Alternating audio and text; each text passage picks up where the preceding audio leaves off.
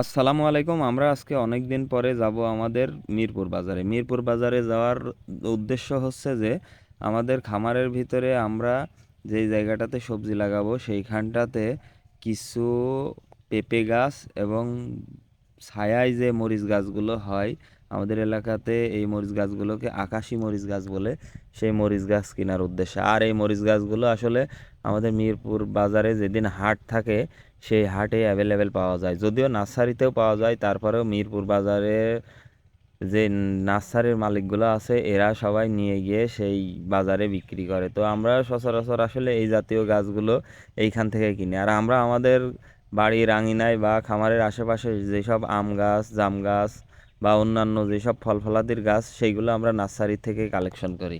বাজারে যাওয়ার পরে আসলে আমরা প্রথমে যাব গরুর বাজারে। গরুর বাজারে যাব এই জন্যই যে আমরা কিছুদিনের ভিতরে আমাদের খামারের জন্য কয়েকটা গরু কিনবো, এই জন্যই বাজারটা একটু দেখার জন্য। বাজারটা আসলে এখন গরুর দাম অনেক বেশি, এই জন্যই আর কি আমরা আমাদের খামারের জন্য গরু কিনছি না। তো দেখি তারপরেও কিছুদিন পরে যদি বাজার কমে, না কমলে এইভাবেই কেনা লাগবে।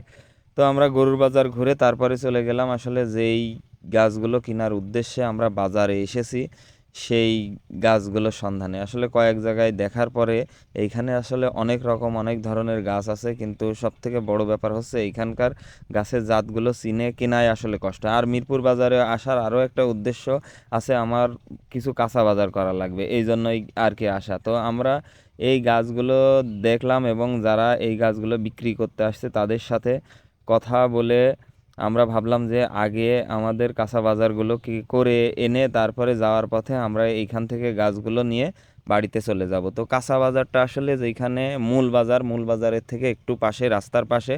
তো সেইখানে গিয়ে আসলে আমরা আমাদের কাঁচা বাজারগুলো করে নিয়ে তারপরে আমরা পুনরায় চলে যাব যেই গাছ কেনার উদ্দেশ্যে এসেছি সেই গাছগুলো কিনে তারপরে বাড়িতে চলে যাব। আর মিরপুর বাজারে তুলনামূলক শাকসবজির দাম আমাদের এলাকা বা ছোটোখাটো বাজারের থেকে অনেকটাই কম থাকে।